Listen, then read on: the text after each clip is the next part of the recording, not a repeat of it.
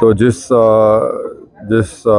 महाशय को भारत रत्न से नरेंद्र मोदी नवाज रहे हैं, तो उनका रिकॉर्ड ये है कि जहां कहीं भी वो अपनी रथ यात्रा लेकर गए,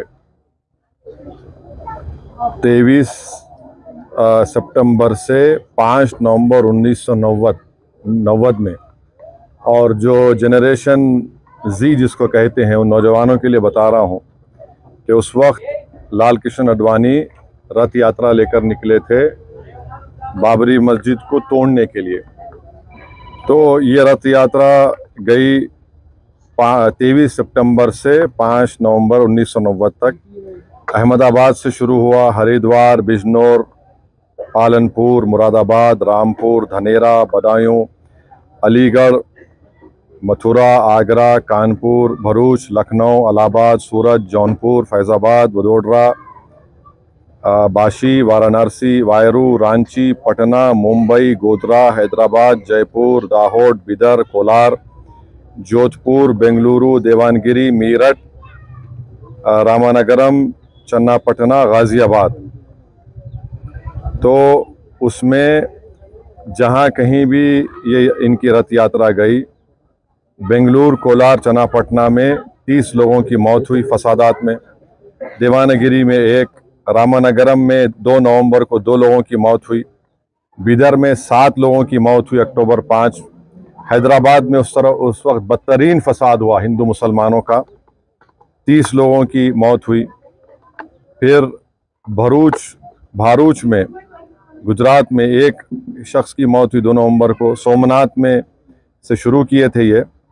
तो जहाँ जहाँ ये इनकी रथ यात्रा गई, मुजफ्फरनगर में 3 लोगों की मौत हुई, दिल्ली में झड़पें हुई, जयपुर में 47 लोगों की मौत हुई फसादात में अक्टूबर 27 1990 में।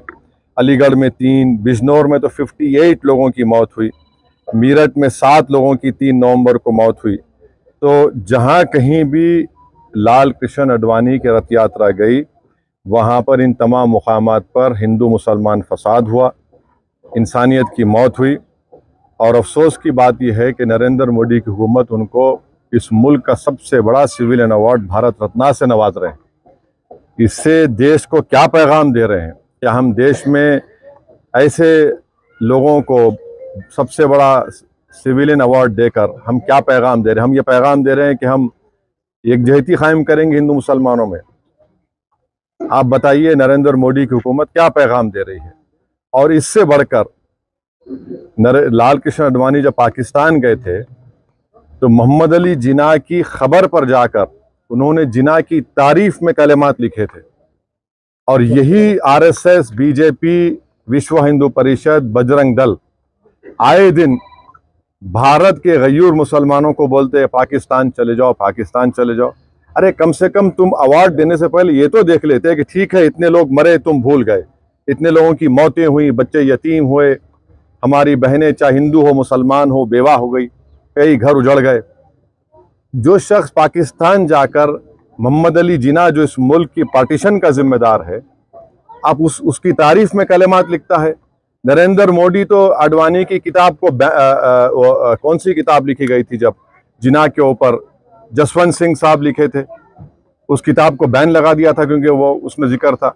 आप ऐसे आदमी को अवार्ड दे रहे हैं जो जिन्ना की तारीफ किया। तो इससे आपका ये सो कॉल्ड नेशनलिज्म दिखता है। हम जो अवार्ड दिया गया है, हम समझते हैं कि ये हमारे अवार्ड की तौहीन है।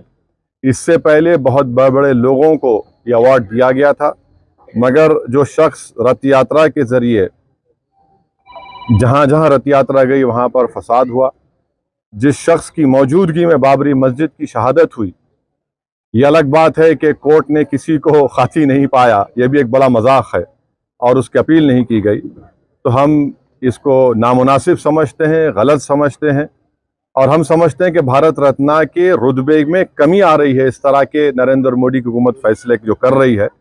इसलिए हम ये इस बात को ख़तई नहीं मान सकते कि ऐसे शख्स को आप अवार्ड दे रहे हैं जो भारत में हिंदू मुस्लिम फसादात हुए और उनकी मौजूदगी में बाबरी मस्जिद की शहादत हुई, उन जो होम मिनिस्टर थे, 2002 का राइट हुआ, तो हम इसको गलत फैसला मानते हैं। शुक्रिया।